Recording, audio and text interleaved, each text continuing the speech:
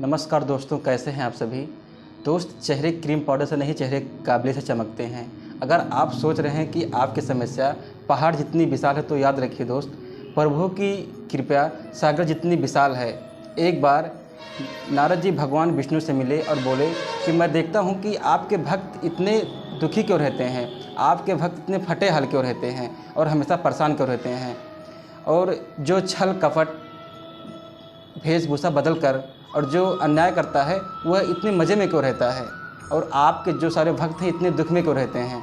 भगवान विष्णु ने कहा, चलो मैं तुम्हें उस जगह लेकर जाता हूँ जहाँ तुम ये सब सारी चीज़ें देख सकते हो।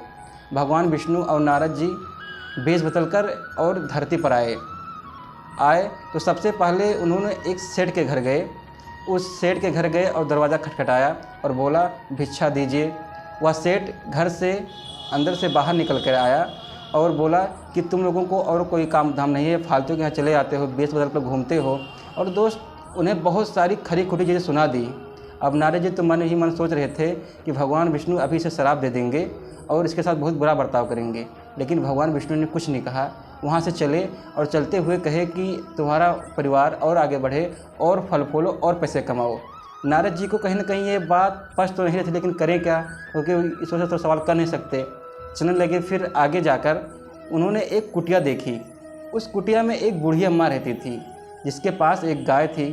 उस बूढ़ी अम्मा से गए, पहुँचे, बोले, बूढ़ी अम्मा, हमें बहुत ज़ोर से भूख लगी है, हम कई दिनों से भोजन की तलाश कर रहे हैं, हमें भोजन नहीं मिल रहा है, हम भटक रहे हैं, और कुछ अगर खाने को मिल जाए तो आपके पास ज़रूर।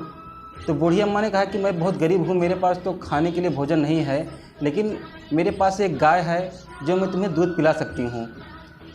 अब बूढ़ी अम्मा ने दूध का प्रबंध किया और उन दोनों को एक बढ़िया जगह पर बैठाया और बाकायदा दूध दिया।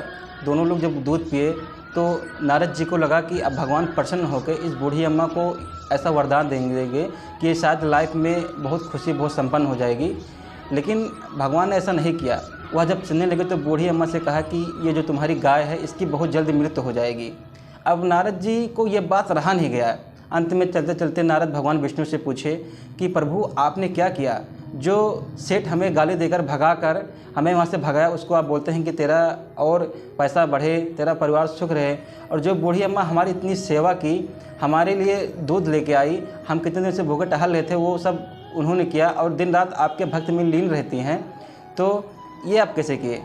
भगवान विष्णु ने की आस्था होती है जिसमें जिसकी शक्ति होती है, अंत काल में वह उसी योनि में चला जाता है।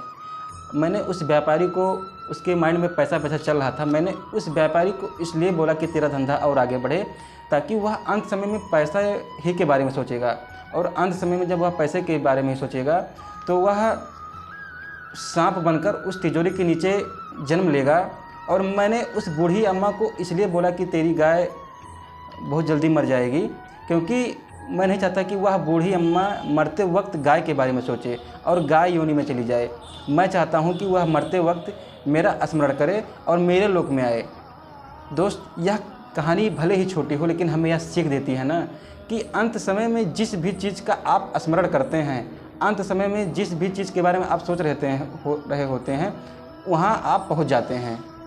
ये अंत समय में स्मरण ईश्वर का करना चाहिए।